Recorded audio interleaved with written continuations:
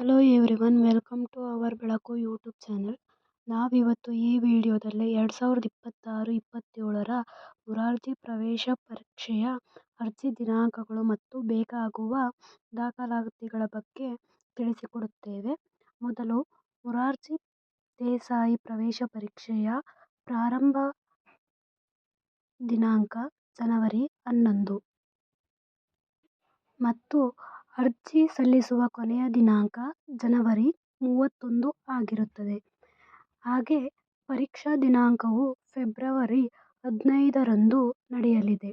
ಇದಕ್ಕೆ ಬೇಕಾಗುವ ದಾಖಲಾತಿಗಳು ಮಗುವಿನ ಆಧಾರ್ ಕಾರ್ಡ್, ಜಾತಿ ಮತ್ತು ಆದಾಯ ಪ್ರಮಾಣ ಪತ್ರ, ಮೊಬೈಲ್ ನಂಬರ್, ಒಂದು ಫೋಟೋ ಮತ್ತು ಸ್ಯಾಟ್ಸ್ ನಂಬರ್. ಈ ಸ್ಯಾಟ್ಸ್ ನಂಬರ್ ಶಾಲೆಯಲ್ಲಿ ದೊರಕುತ್ತದೆ. ಇನ್ನು ಇದೇ ರೀತಿ ವಿಷಯಗಳಿಗಾಗಿ ನಮ್ಮ ಚಾನಲನ್ನು ಸಬ್ಸ್ಕ್ರೈಬ್ ಆಗಿ. ಧನ್ಯವಾದಗಳು.